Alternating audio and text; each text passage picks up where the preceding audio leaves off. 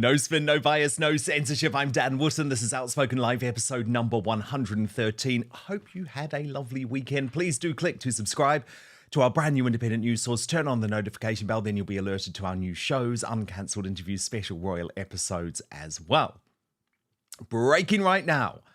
Another major Tory defection to Reform UK, with Suella Braverman's husband Rael joining Nigel Farage's party.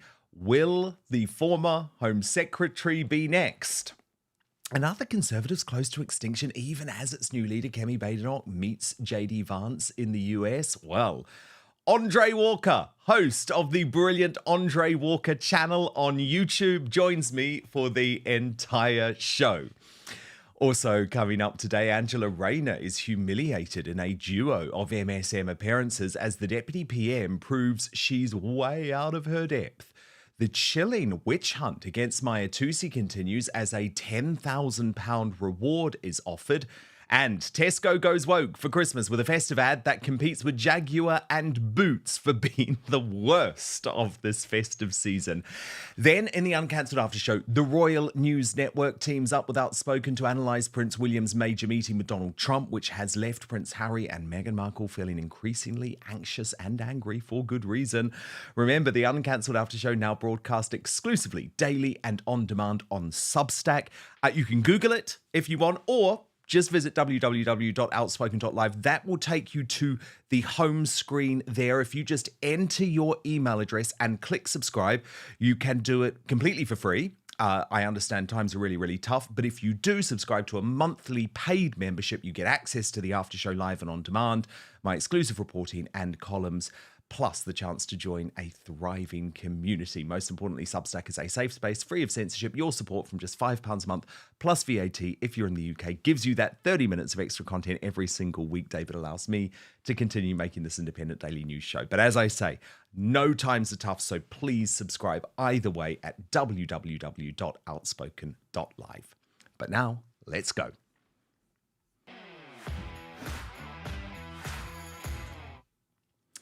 The seismic shift is on. The momentum in British politics is, shall we say, reforming. Even the husband of a former Conservative Home Secretary and woman tipped as a future party leader has had enough. Rael Braverman, married to Superwoman Suella and a highly engaged, astute political operator in his own right, became the latest big-name Tory to defect to Reform UK yesterday, joining Dame Andrea Jenkins and Tim Montgomery. He announced on X, "I have left the Conservative Party because it has become a shadow of what it once stood for. Its incompetence and failure to deliver have betrayed the trust of the British people. I deeply regret that it has come to this, as there are still a handful of decent MPs trying to do the right thing. I believe in politics driven by conviction and a genuine commitment to serving our nation, not by empty promises and mismanagement." Farage proudly trumpeted his latest recruit, writing, "Rael Braverman is out campaigning for reform in Hertfordshire today. He has received a great reception after joining the fastest growing movement in British politics." Now, Suella herself insists she is not defecting yet. She told The Independent, "My husband and I have a healthy respect for each other's independence. He doesn't tell me how to do my job, and I don't tell him how to pick a political party." And of course, look, that is an absolutely fair point. However, Superwoman Suella should defect. Her husband has absolutely done the right thing.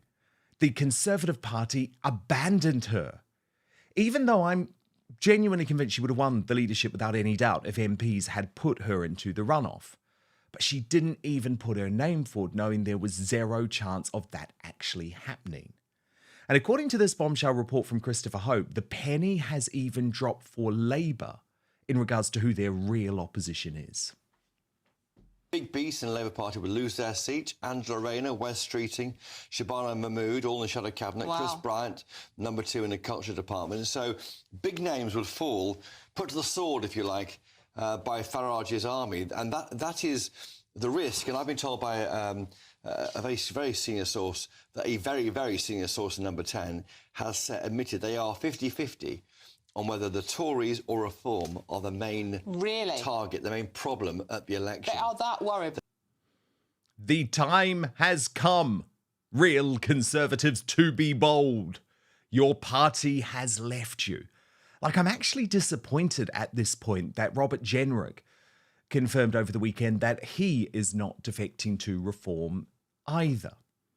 Now, look, I'm open. I am open. Maybe Kemi Badenoch's chat with JD Vance will make a difference. Maybe. But I doubt it, because the early days of Kemi's leadership have been lackadaisical and uninspiring. Everywhere I look, it's Reform UK providing the life and soul of the opposition. Take Lee Anderson versus Have I Got News for You? The BBC Establishment Boards posted a picture of Farage on Question Time and wrote, "Stumped by the question and down to his last lifeline, one who wants to be a millionaire contestant realising that phoning his friend Lee isn't going to win him the jackpot," prompting Lee to reply, "When we've sorted border control out, we're coming for you next. That'll save us a few billion a year." Just inject that into me, because we really need hope. And at this point, I think the country needs reform. So while Farage has, of course, made missteps, and, you know, I'm going to cover them here as a critical friend, as I always say, there is a reason why the political prisoner Tommy Robinson delivered a message from behind bars not to turn on Reform UK for now, even though they may have seemed to turn on him. I think he's right. We simply cannot dismiss the golden goose. But now, the uncancelled interview.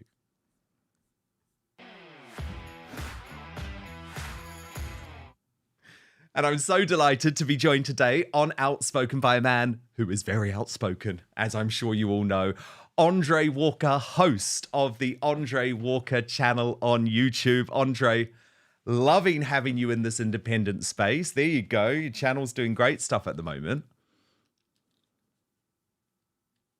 Oh, just unmute yourself, Andre, because we have to be able to hear you, of course. Sorry, just repeat that again. Got you. Oh, we're just struggling to hear you. We're going to get your sound sorted. While we're doing that, let me just share with you the other tweet that Rael Braverman posted over the weekend. This was in regards to Rupert Lowe, the Reform UK MP, writing to the Home Secretary. He said, 17 convictions and still here. Labour talks tough, but never answers the real question. What's their plan to stop this? More open borders and empty promises won't fit the chaos. And then I want to show you this new advertisement from Reform UK, which has trumpeted the fact that they are now leading Labour in the polls. Watch this.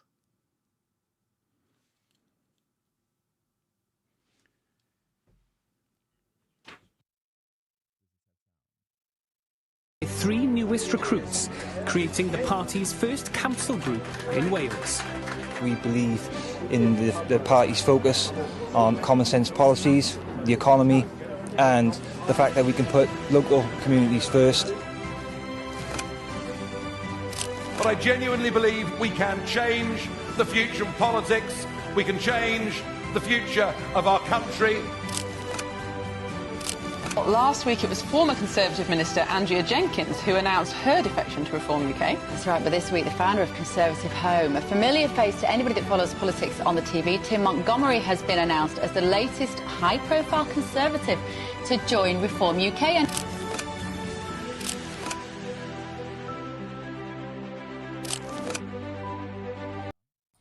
And the results of that poll were quite astonishing. The Conservative Party down 1 to 26%. Reform UK up 2 to 24%. Labour down 2 to 23%. The Lib Dems down 1 to 11%. And then the Greens on 9% and the SNP on 3%. And there just seems to be a genuine momentum shift. And I'm very interested, actually, just while we're getting Andre Walker back, because the live poll today, if you are watching live on YouTube, is who would you like to see as the Home Secretary? And this result is really, really fascinating, actually. Suella Braverman on on 39%. Robert Jenrick on 13%. Yvette Cooper just on 1%. God, I'd love to know who wants her. But Rupert Lowe on 47%. And there are a lot of people who do believe at the moment that Rupert Lowe is the person who potentially could be proving himself to be an heir apparent of Nigel Farage. I saw Bernie Spoffworth posted earlier in the day that she could imagine him as Prime Minister. Now, Andre Walker, we have you, I believe. Hey, listen, I was being completely dishonest. I deliberately muted. I just wanted to get myself a beer. Now, let me tell you something. You are not going to... No, actually, you will believe this. Both local breweries where I live, I'm a shareholder of both of them. So as we talk, we'll have a quick beer. I would expect nothing less from you, Andre Walker. But look, I'm loving you on YouTube. I think it's great. This is such an exciting platform. Are you liking it?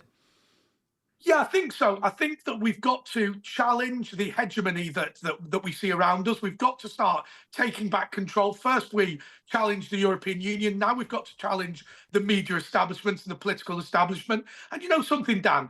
People are so downbeat about this country. I genuinely believe that we have a huge opportunity here. I accept that we've got a bad government. I accept that our politicians are substandard, our journalists are substandard, and, you know, our leaders are substandard. But I think now we recognise that, we've got an opportunity to deal with it. And I think that channels like yours and channels like mine are really going to change things and get this country really where it needs to be, because this is a great country. We're just let down by our terrible leaders. Oh, big time. Your channel is going to explode. Of that, I have absolutely no doubt. So tell me, Andre, where do you stand on the Reform UK question? Because I know in the past you've been a big Tory. Are you one of these people who thinks it's done? Well, I've lived in two places in my life. Lee in Greater Manchester, the Conservative MP, and now is likely, I think, to become the safest Reform seat in the country after the next election. Andy Burnham held it with a 24,000 majority, but I think Reform will take it relatively easily next time. Where I sit here now, I'm in Windsor, where the Conservative brand still has some power. Look, here's what I'm going to say to you. My dad is a senior Conservative in Lee, and yet he voted for Reform. And I think that what we need to do is support whichever Conservative brand is most likely to win. But, you know, the Conservative Party was taken over by Liberal Democrats, globalists, as Steve Bannon calls them, the party of Davos. I think we need to take back control of the Conservative Party, because there is one thing, you know, there's huge amounts of assets, there's a lot of money, there's buildings that the Conservative Party own, and I don't think that should be surrendered to the Liberal Democrats like Alan Mabbott that have so destroyed the Conservative Party. I think we should be running these people out of town. Now, look, you know, if I was in Lee, I would lock, stock and barrel move the Conservative Party to Reform. In Windsor, that might be a bit different.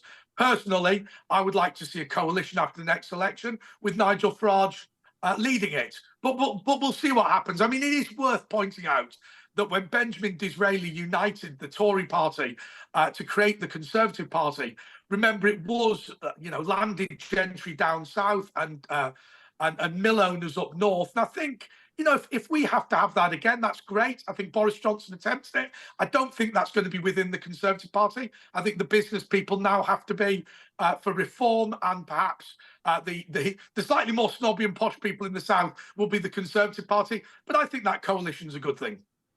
Yeah, I mean, even Liz Truss, when she was outspoken the other day, said there's going to have to be some sort of deal. But of course, the big question will be, who is the major party, which is an extraordinary conversation to even be having. And I think you're probably right that it's going to be Nigel and Reform UK.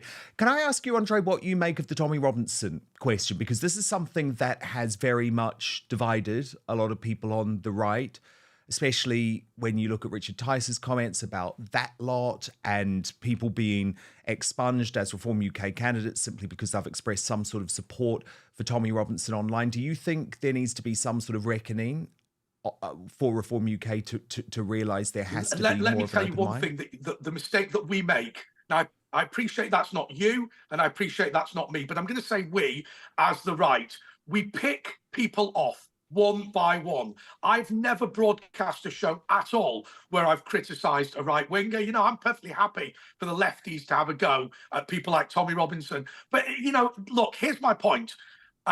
When you look at Tommy Robinson, let's just remember what happened there.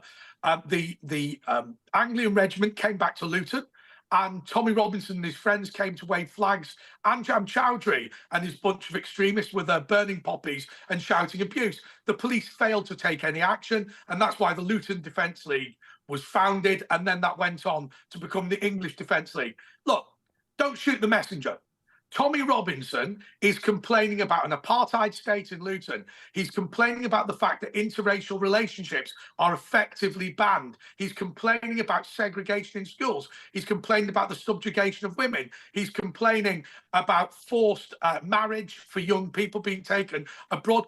Look, you know, if you lock up Tommy Robinson, that's happened on many occasions, you know, that problem doesn't cease to exist. This is the stupidity of the establishment. Tommy Robinson is the allergic reaction. If you don't want Tommy Robinson, what you've got to do is deal with the problem. But let's just remember one thing really clearly. Look, I can't be you know, an anti-immigration conservative commentator and then ignore the fact that Tommy Robinson committed an immigration offence.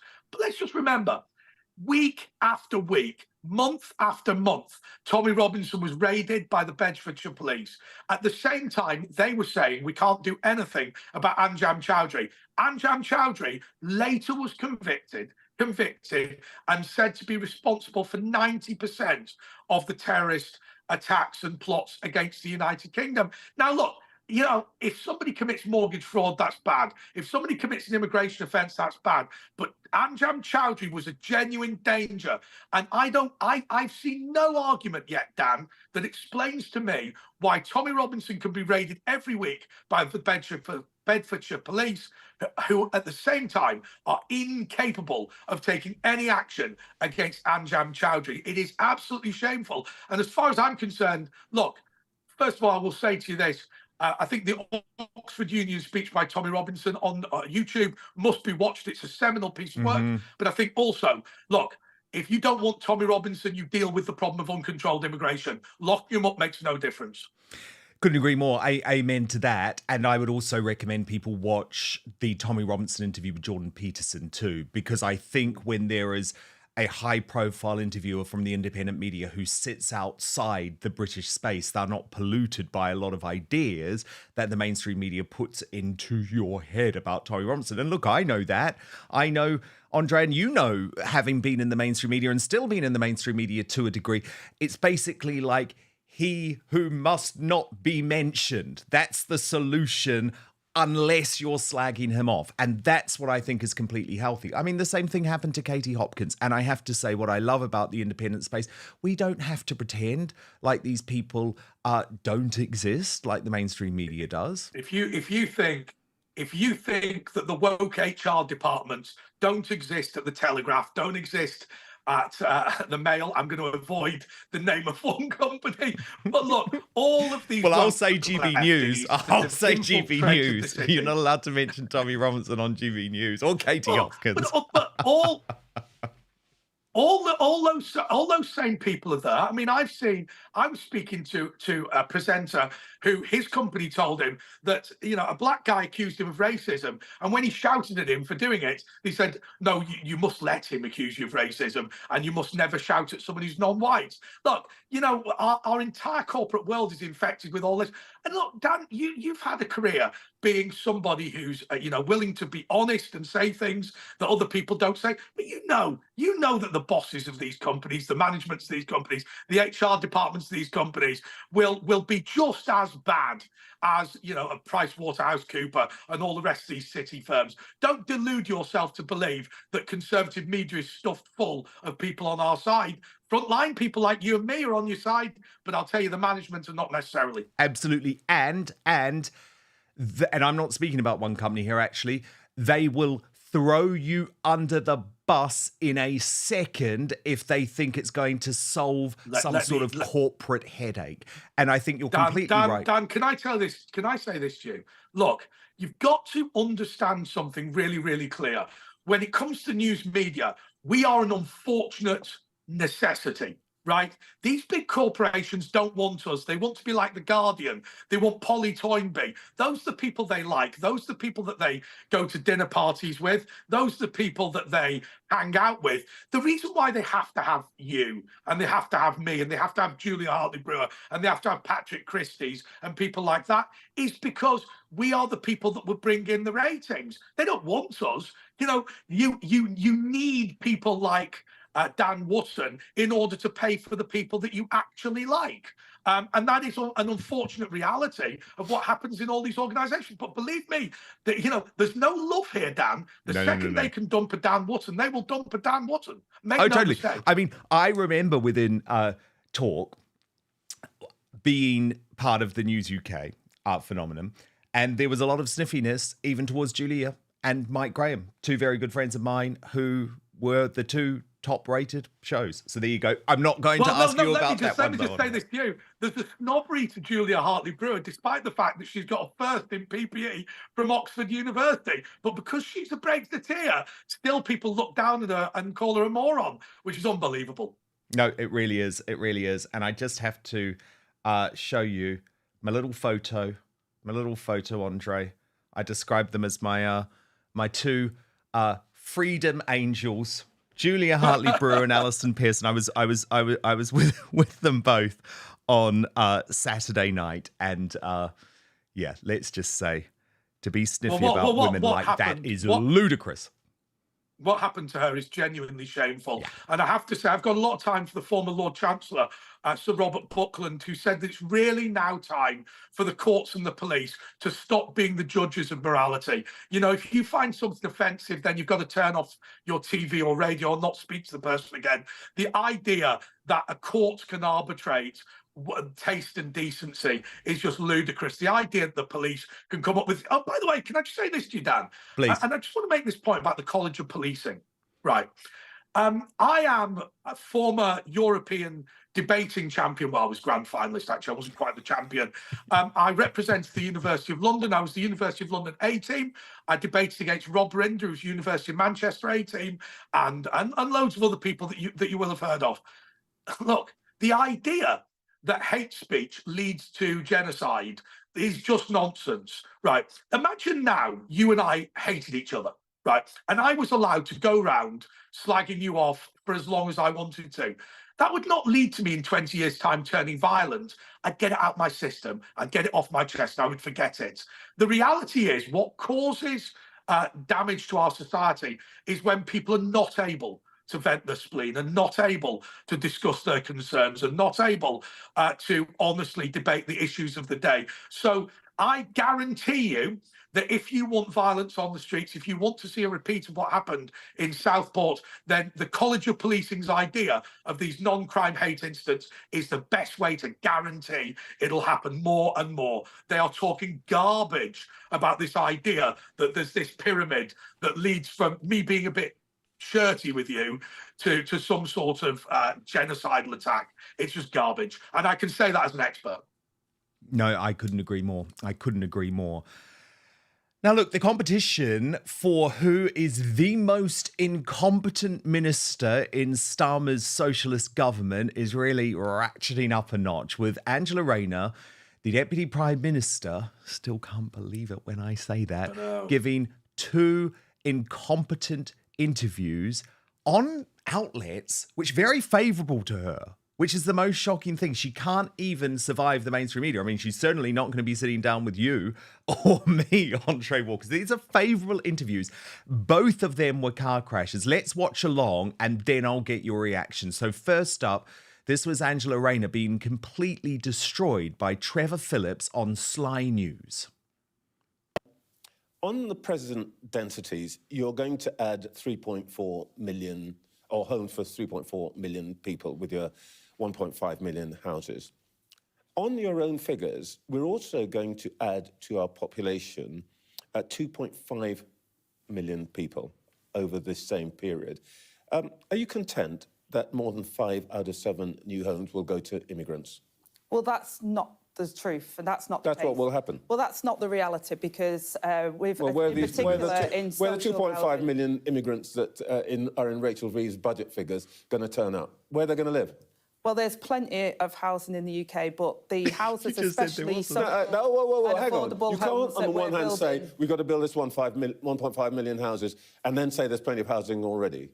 There is plenty of housing, Trevor, already, but there's not enough for the people that desperately need it. So the homes, especially under our affordable homes programme, which is social and affordable housing, they will be there for people who desperately need them, local people. We've already outlined how we're going to support veterans and people who are fleeing domestic violence. Okay. Councils need homes for people that are on the waiting list. I've already announced changes to the right to buy, making sure they but this doesn't quite make sense. so that we can deliver the houses they desperately need. Deputy Prime Minister, doesn't quite make sense. You start the interview by telling me that there's a housing crisis. When I remind you that you have said yourselves as a government, we're going to need 2.5 million migrants. Some of them, by the way, people are going to build the houses. Suddenly, there's a lot of housing. Where are these people going to go? Well, Trevor, first of all, when you say about building as well, the previous government did use migrant labour far too much instead of actually building skills here in the UK. I've announced £140 million for new construction hubs so that we can train people here to deliver those housing. So I don't accept that we're going to bring migrants in for that. We've always said that actually we need to skill our own people up. But equally, we need to build the homes that people need. Nobody's had a focus on social housing for a generation, and I'm going to build those homes because far too many people at the moment are waiting on council housing lists, and I've got to fix it. Andre, total car crash because we know the houses are going to the immigrants. No, listen, I'm sorry. You can have both plenty and not enough at the same time. I will say one thing in her defence. At least she wasn't wearing the mint bivouac, which she has turned up in multiple times. Wherever she bought that from, it needs to disappear. Look, do you know what frustrates me? When I talk to people and they're really worried about being able to buy a home, let's simplify the mathematics. When they say that they want a 40% social housing target for every new development, let's call it 50-50, right? I accept it's not quite 50-50, but let's call it 50-50. That means if you want to buy a house in the United Kingdom to live in, you have to buy two. One that you get to live in and the other one that goes to those in need. Now, let me tell you something about people in need. Housing is not officially prioritised to migrants, but who are the people who have families with nowhere to go, with no relatives to sofa surf, with no infrastructure in the country? These are, in practice, migrant families. And look, I talked to you about Windsor, where I am at the moment. You know, we got incredibly frustrated because all that used to happen with us, every time we used to build social housing, it went to recent migrants who were living in Slough. And the reality was, all that happened when we built social housing was it pushed up the price of houses for our residents, and the benefit was taken by somebody else. But I'm going to tell you, it's really easy to work out whether Angela Rayner is right or wrong. Do you remember when you were a kid playing musical chairs?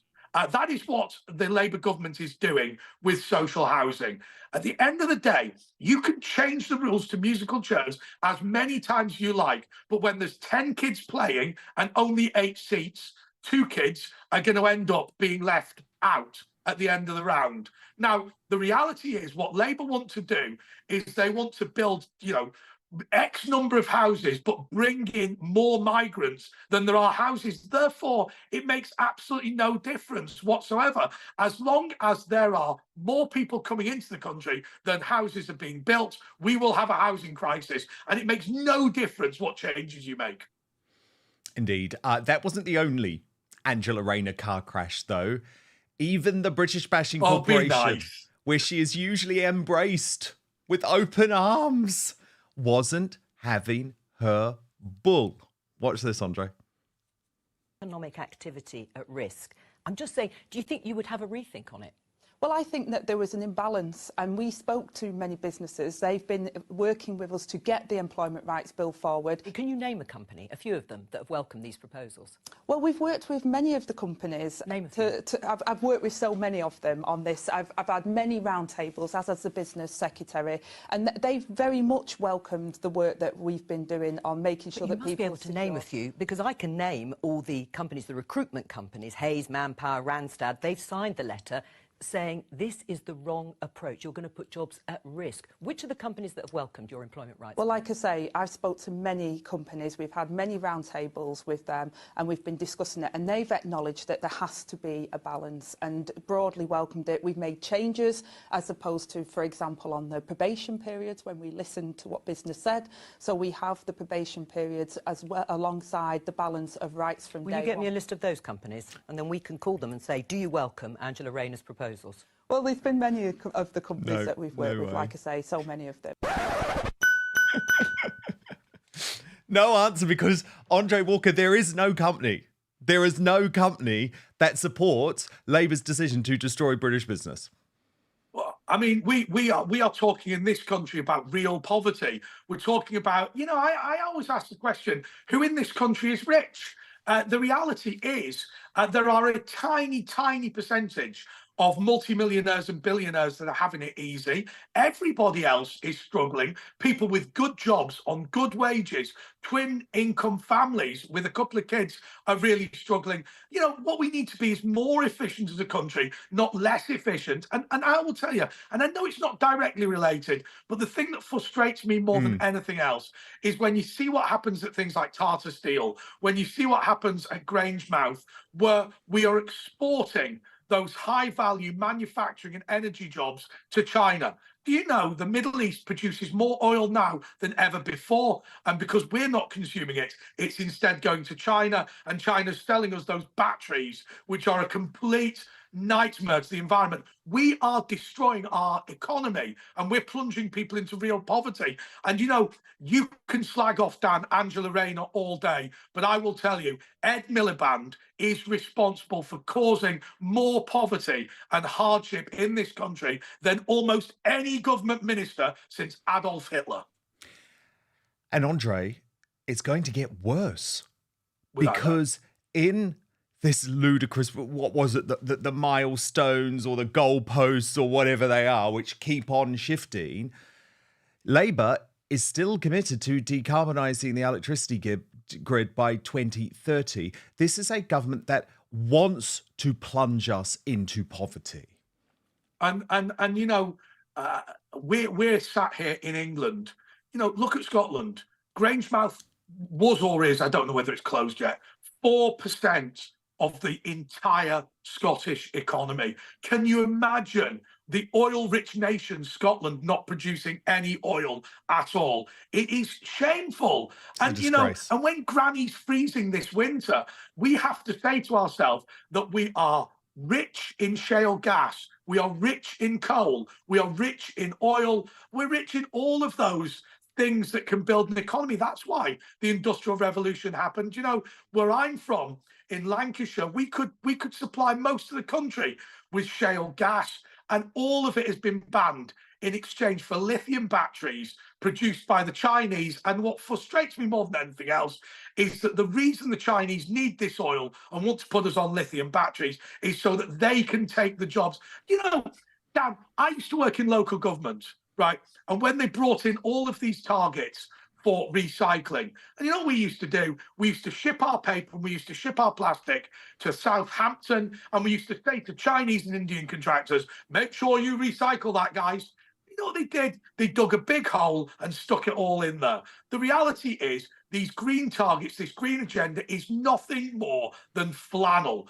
If you think that Tata Steel shut down because we're not going to have those polluting jobs anymore, mate, you are deluding yourself. The jobs have gone to China, and we have to throw people in Port Talbot onto the scrap heap. They were never given a chance. And when they say moving to a green economy, what they mean is tax British industry out of existence and send the jobs to China. It's chilling.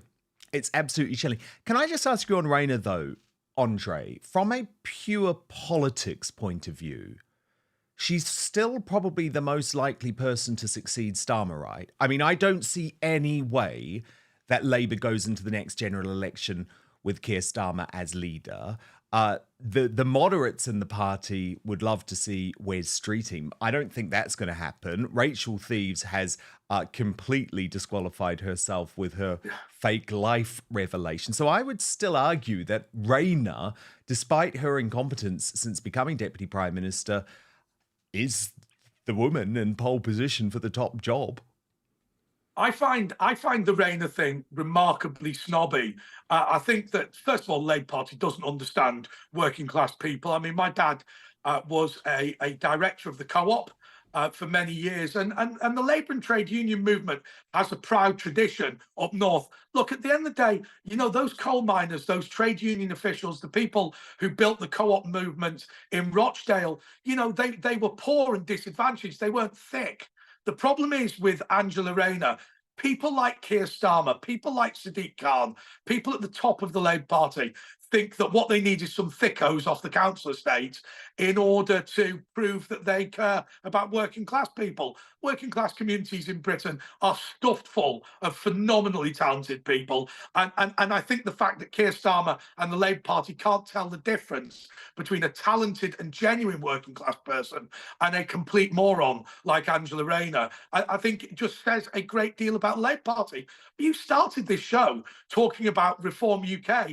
And that is what is happening to this country, because people are starting to feel alienated. Well, they're not starting to feel, they felt for a long time, alienated by the political class. That's as true for Labour voters as it is for Conservative voters. And I genuinely think that what will happen is that people will stop listening to this and start moving towards a patriotic alternative. Reform UK. Now, I've told you that I remain a Conservative Party member, but I think the trajectory is what it is. I think if you think that Angela Rayner is a working class hero, you're definitely stupid enough to be friends with Keir Starmer. Good point. Very good point. Breaking right now, Andre Walker has offered a £10,000 reward for people who have information that would lead to a conviction for anyone who has leaked personal information and these allegations against Mahyar Tousi. Now, this is obviously a really disturbing story. There has been a clear witch hunt against Mahyar, who for some time has had his safety put at threat, largely in response to his coverage of the October the 7th massacre. And this situation is outlined by David Atherton, who writes extraordinary allegations from Andre Walker that some people at the Met Police or security services leaked Mahyar Tousi's details onto social media with the aim to do him harm. Tousi has had death threats. Walker has offered £10,000 reward for info that would lead to the leaker's conviction. And Andre Walker is here. So, Andre, tell me what's going on. Very, very simply this. I've said that I will offer £10,000 for information leading to the conviction of any police officer, member of the security services or civil servant who was responsible for the improper accessing or leaking of Mahyar Tousi's information. Look, the reality is that Mahyar has done absolutely nothing wrong, and it's very clear he's done nothing wrong. But obviously, when the police failed in their attempt to muzzle him, the information was leaked online of his address and his personal details, putting him at significant risk. And those people, by the way, who don't think he's at risk, I can tell you that one day he came to News UK and he was being followed by a couple of goons. And I said, who are these people? And he said, oh, they're from the Iranian embassy. They regularly follow me and try and intimidate me. Now, he was very blasé about it in a way that obviously you wouldn't be, and I wouldn't be, because obviously this is simply part of his life. But the reason I offered the £10,000 reward was simply this. Look, I have the greatest respect for criminal investigations. I have the greatest respect for genuine police officers. But if you want to abuse your position, whether that be in the police, whether that be in the security services, whether that be in the civil service, to mount a political campaign, then we're going to treat it as a political campaign, and we're going to fight to win. And part of that is, I watched Crime Watch in the old days, and they used to offer £10,000 rewards. There's no prohibition on me offering a £10,000 reward. And the best thing about it, Dan, is I don't know how secure the security services think their teams are, but I have had people get in touch with me from all levels, let's just say, of the civil service and the police, and they've all sung like canaries. There is a definite competition to win the prize, and I think the importance of it is that what the police want to do is treat this as a professional standards issue. I think that this is one of the greatest threats to free speech in recent history in Britain. And I don't think we should let it lie. I think there should be criminal prosecutions. And look, I've said that if necessary, I'll raise that figure. I'll go down with a baking bowl. I'll sell a kidney. You know what? I'll do whatever it takes in order to defend and protect the integrity of the Constitution of the United Kingdom. And if that means I have to pony up £10,000 to convict a police officer who was in the wrong, I think it's worth it to protect our country. And if I have to do it 3 or 4 times, then, you know, look, I'll get you to sell a kidney as well. We'll get there. We'll get there. We will find that £10,000, Andre Walker. But no, I think what's so disturbing is that the Met Police don't seem to have any desire to protect Mahyar Tousi. And you know that if he were an activist from the independent media on the left, for example, if this was happening to Ash Sarkar or Owen Jones of Novara Media, there would be full investigations into this. It would be reported throughout the mainstream media. But Mahyar has been desperately trying to seek the attention of mainstream journalists and the police, and they are turning their nose up.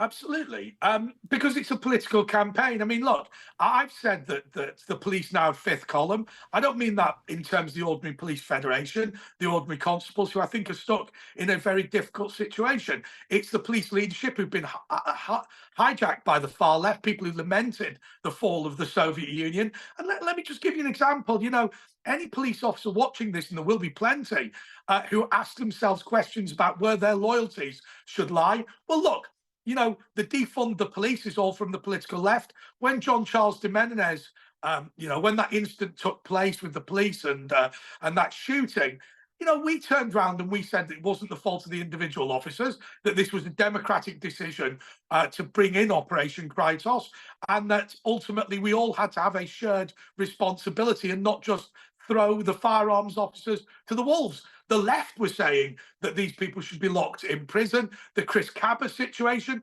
who were the people who said to the Crown Prosecution Service that they were bringing a meritless case against this police officer just in order to protect, quote unquote, community relations? So look, you know, if the police leadership get their way and subdue and subjugate and attack us on the right, the result will be that the police will be significantly damaged. Ordinary constables will be thrown to the wolves. There will be nobody to protect the integrity of a police constable's warrant card. And actually, I think it's remarkably lazy and crass to turn around to the people who are defending the police and attempt to give us a kicking because they think they can rely on us forever. Well, at the end of the day, Dan, you know, we might lose, right? I feel relatively confident, but imagine we did. Imagine there was no Dan Wootton. Imagine there was no Mahyar Tousi. Imagine there was no Andre Walker. Then the police officers will be left to Ash Sarkar and Owen Jones and all of these absolute nutbags who would first of all strip them of all their powers, secondly accuse them all of racism, and thirdly throw as many in prison as they can. The police need to get a grip. But I'm going to say this, Dan, we have to be fair and we have to be reasonable. I would never individually criticise a police officer running a genuine criminal investigation. But if what they're doing is running a political campaign whilst using their warrant card, they must be individually challenged, and that's something that we have to reserve the right to do. No, I think you're completely right. I have had unfortunate dealings with the Met Police over the past couple of years, but I have to say the individual officers were incredibly impressive. But what is very difficult, Andre, is that even though these individual officers know that what they are doing is a political investigation, an investigation to appease a left-wing media outlet or a left-wing politician, they have to go ahead and do it. And that's really disturbing. But let me just show you these. No, hang on a second, Dan. Yes. Hang on a second, Dan. That is propaganda. I see no reason why a warranted police officer who was instructed to investigate Dan Wootton for political reasons couldn't simply turn to his commanding officer and tell him to get stuffed. And I think we need to do that. Look, we established the principle at Nuremberg that just following orders is not a viable defence when you're abusing the human rights of your citizenry. Oh, my goodness, they should, Andre. But I know a lot about this, unfortunately. And let me tell you, the issue is that the press office for the Metropolitan Police is separate from the investigation teams. And very often the press office will release something simply to appease a particular outlet or a particular politician or keep Sadiq Khan happy without the say-so of the investigating team. So, look, the Met Police is a very troubled organisation, but I do hear what you're saying. We need more bravery from individual police officers, absolutely. But can I just show you these tweets from my these posts? He said, instead of protecting me, some inside the Met Police are trying to get me killed by leaking my personal information. We need the political establishment and the media on this. Where are they? He then posted, it has now been 27 hours and we haven't heard anything from our political leaders or the legacy media. The legal fight is coming by ignoring what's happening to the most watched online news channel in the UK. The political class and media are showing that they are our enemy. And I agree. I think they are the enemy. I'll tell you what I find staggering. We talk about Mahyar Tousi, we talk about the Dan Wootton show, Andre Walker, all these sorts of things. I was out with a very nice gentleman from Channel 4 News, not a bad guy. And I said the name Mahyar Tousi. He simply didn't know who this person was. They are so phenomenally out of touch. They just don't understand any of it. But, we were talking earlier about the Conservatives. Lest we forget that for years and years and years, Owen Jones was accredited to Conservative Party conference, but Mahyar Tousi was not. We are picking ourselves off one by one. If Ash Sarkar phones me up, if Owen Jones phones me up to denounce Dan Wootton, you know what?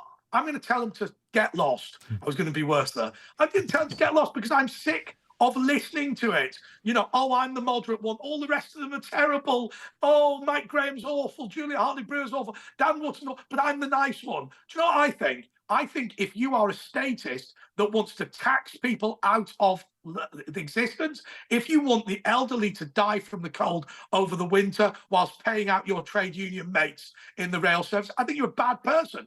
And I think we need to say that conservatism is motivated by love for family, love for community, love for the people around you. Socialism is motivated by hate the rich, tax the powerful, destroy the capitalists. We've got to say that we are about love and they are about hate, and that doesn't make them good people.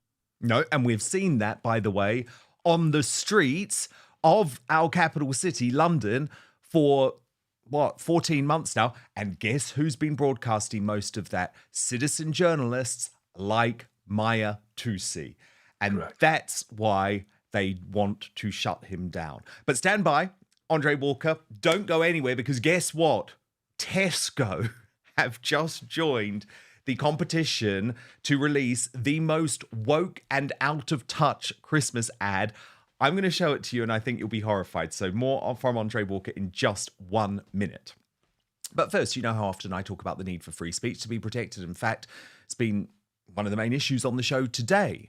But I've been increasingly thinking of the need for personal protection online from snoopers, bad actors, and hackers. And I'm delighted to tell you that I've now found the fail-safe solution. But what's more, this VPN or virtual private network is also a life change when it comes to providing you entertainment and information from anywhere in the world. So let me introduce you to Surfshark. It is an incredible, easy to use service. What it does is encrypt all your internet traffic, meaning your online activities stay safe so you can shop, stream, browse, and conduct your banking online in complete privacy. But the benefits of Surfshark go way beyond keeping you safe online. It allows you access to your favourite entertainment and news shows or channels from anywhere in the world, wherever you are, including, by the way, the big streaming services like Hulu, iPlayer, HBO Max and Peacock. Or if your favourite show is blocked on Netflix, Amazon Prime or Disney Plus within seconds, you can be watching as if you're in the other country. Honestly, it's brilliant. Works for sport as well. So if you're traveling for work or if you're on holiday, you can also get all your favourite content from home, avoiding the geo-block that way. And this is an insurance policy too against creeping censorship in many countries like France, which has blocked Rumble for many months now. Really disturbing that. So you can watch anything, anytime, anywhere. It is true freedom, which I am here for. A VPN can also save you money too, because you can get the best deals from websites that change their prices depending on where you're buying from. Do you believe that the websites do that? There are other benefits too. Unlimited devices on Surfshark, really handy if you're like me and have quite a few. Or if you want to protect your entire household with just one subscription. There are over 3,200 servers in over 100 countries worldwide too. And I think this is really important, actually. If it's your first time using a VPN, even though it's very, very simple, I promise you that, there is 24/7 customer service. So that is really, really helpful. You can go to surfshark.com/outspoken for an extra 4 months of Surfshark at an unbeatable price. The link is in the description box below. And what's so brilliant is that Surfshark is very confident they're the best VPN in the world, that you can give it a try for 30 days. If you're not entirely satisfied, they will give you a full discount. No, full refund. Actually, you get your entire money back. So go to surfshark.com/outspoken for an extra 4 months of Surfshark at an unbeatable price. But now back to the show. So first we had the Boots Christmas ad with Adjoa Andoh, the terribly white balcony actress who has decided that Father Christmas is a lazy, fat, old white man. Then we had Jaguar. Obviously, it's not a Christmas ad, but they did manage to spontaneously combust their entire brand just before the Christmas season. Now, Tesco has decided to go woke with its latest advertising for the festive season. Watch this. Traditional is just the way to go. What about a dinosaur with fairy lights? I love a snowy, glittery winter wonderland tree. I'd like to Christmas that. No, yours is too white. You need some colour. Does this not make you feel like Christmas core? Gingerbread house, candy canes, that is what makes a Christmas tree. You want to do the honors?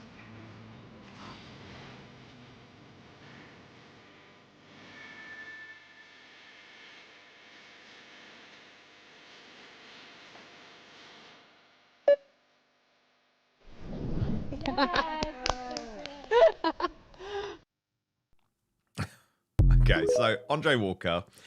Firstly, they're straight out of central casting, right? Not people I think who really shop in Tesco, actually. But you saw there, didn't you? Too white. Too white. They know what they're doing. Yeah, they wouldn't last 5 minutes round our way. They'd run out of time.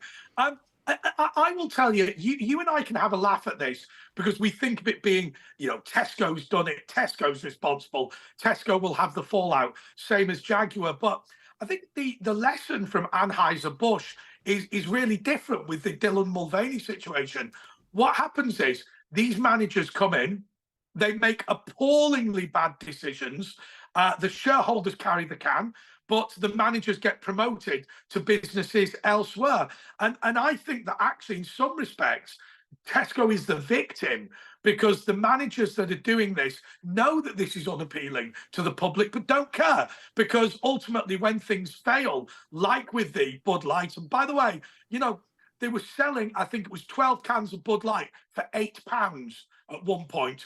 Dylan Mulvaney had destroyed the brand to such an extent, but it doesn't matter because it's the shareholder that carries the can. It's not the management. So we are now in our corporate world incentivizing failure, incentivizing the destruction of our major companies and financially rewarding those responsible. Let me tell you, the people that destroyed Bud Light made a lot of money doing it and all walked off to brilliant jobs afterwards. And Dylan Mulvaney was laughing all the way to the bank. the people that carried the can were the workers at Anheuser-Busch and the shareholders of Anheuser-Busch. They had nothing to do with any of this. So once again, Tesco's know that this is not going to be appealing. It doesn't matter because it's only the Tesco shareholders and the Tesco ordinary staff that have to suffer. The management that do it get to move on to their next woke business, next woke job, and probably get a big pay rise. I know, and the thing is, you're so right to point out that the executives are actually doing this on purpose, Andre. I think that is such a critical point. Now, I would argue that there needs to be management that have some balls and tell their ridiculous woke advertising agency they are not going to run this terrible commercial, but they are doing it on purpose because this is actually about social engineering.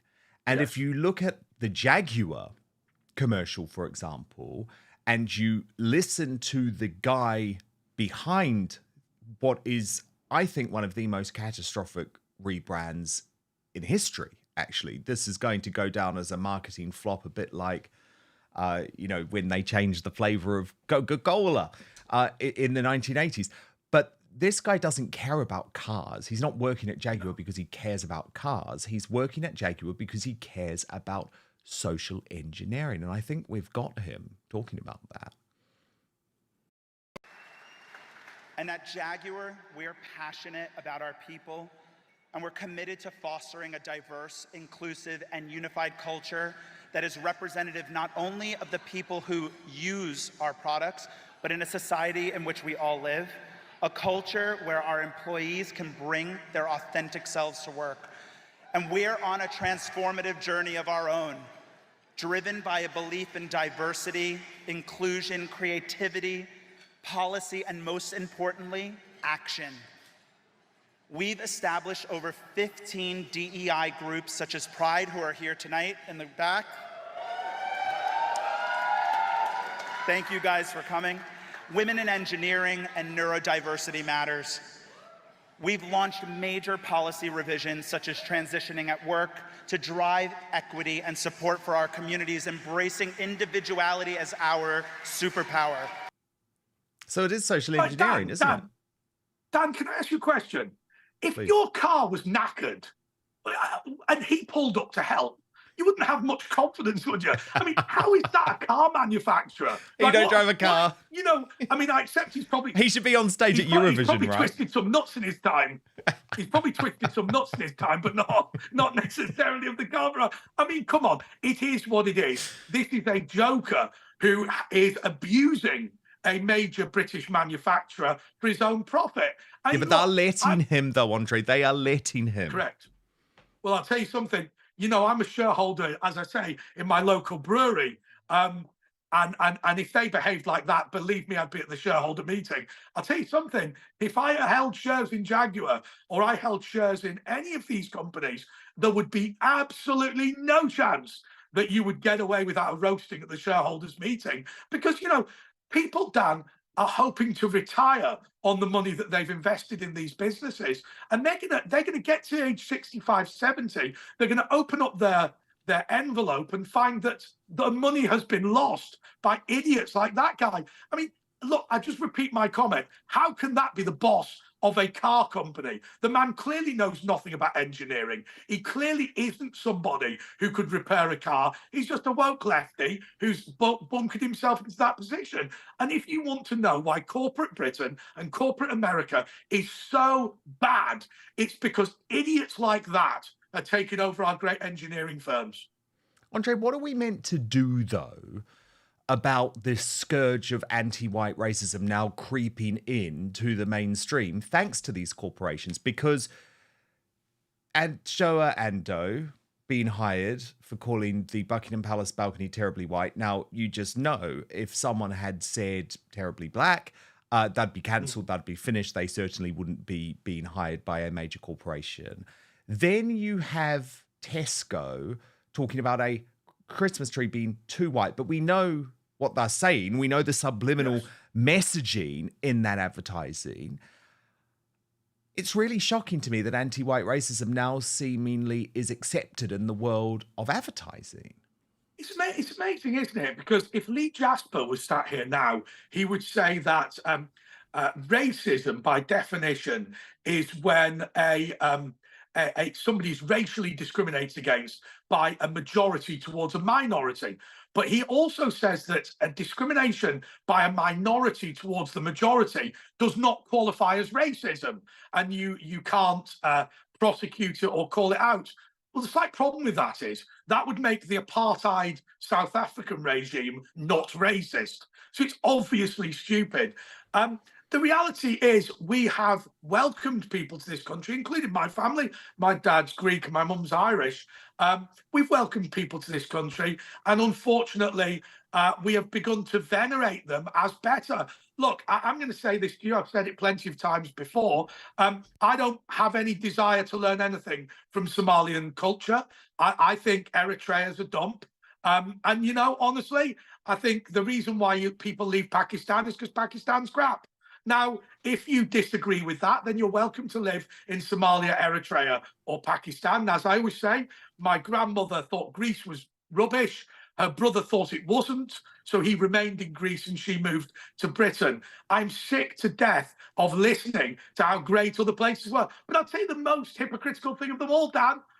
Didn't we listen to how marvellous Africa was until we suggested people move to Rwanda to have their asylum process? And then it's the third world. That's the worst dump you've ever come across. And you know something? I'll leave you with this as we draw kind of to the end of this show. But I had a friend of mine who's Ukrainian, and he watched the King's speech and was, fairly bemused by the whole kings and queens and sirs and dames and all this sort of thing. But at the end, he made a point, and I'm afraid he was right in what he said. The choir came on, and he said, this choir has been picked because it has the smallest number of white children of any choir that applied. Now, we see it as diversity. He saw it as, well, hang on a second. Why is it that somebody's gone, oh, let's have them because there are very few white children in the choir? That is racism, and it discriminates. And he says, look, in Eastern Europe, when they want to ethnically cleanse people, what they first of all do is ban their history. They traduce their culture, pull down the statues, start locking up their leaders, discriminate against them in housing, discriminate against them in university placements and scholarships, remove them from the TV and put in new people. Now, I'm not saying that Britain is deliberately ethnically cleansing white people. But what I will say to you is if you look at the tactics of people in Eastern Europe when they want to discriminate and ethnically cleanse a particular group, every single thing that they do is happening in Britain. Statues pulled down, history banned, language mocked, discrimination in university, positive discrimination in terms of government jobs being given to new people rather than the indigenous population, housing being prioritised. You can no longer turn on your television or radio and see anybody that looks like you. All of those things are happening in Britain. Now, we're probably doing it because we're trying to be nice, but nonetheless, it is sending the message to my nieces and nephews that being a white person in Britain is a bad thing. You ought to be ashamed of yourself. And ultimately, it's going to come to a point where we can't be discriminated against forever and we will have to find our own new homeland. Just an astonishing thought. Thankfully, we're not there yet. No, indeed. But I think you're completely right to bring it out to that macro point of view, because there is something really chilling about thinking, okay, this woman's a hero for calling the balcony terribly white. And now Tesco, our local high street supermarket, is going to run a Christmas ad talking about things being too white. It's like white is bad. That is the message that is being sent. But Andre Walker, my goodness, we've covered it all. We've covered it all. I am so delighted to have you in the YouTube space. Yes, you go and finish your beer. But while you're doing that, everyone's got to go and subscribe to Andre Walker's brilliant YouTube channel where he's doing excellent, excellent work. And I'm so glad to have you on Outspoken for the first time, Andre. I'm going to have to come on the Andre Walker channel soon if I get in. Anytime. Andre Walker, thank you so much. We'll speak very soon.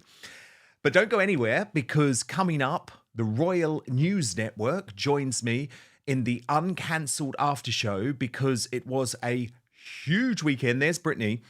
She's in Europe at the moment, but a very, very big weekend in Europe with Donald Trump over to France for a significant meeting with Prince William that we just know has infuriated Harry and Meghan, plus new developments out of that very awkward Tyler Perry event with Meghan Markle. So we've got all of the royal news with Brittany from the Royal News Network over on Substack. For the uncancelled after show, you can sign up at www.outspoken.live. It is our own platform, of course, and it really means a lot to me. If you do subscribe, there are two options. You can do so totally for free, and I just want you to be part of the family. You just put your email address in that little box, hit subscribe.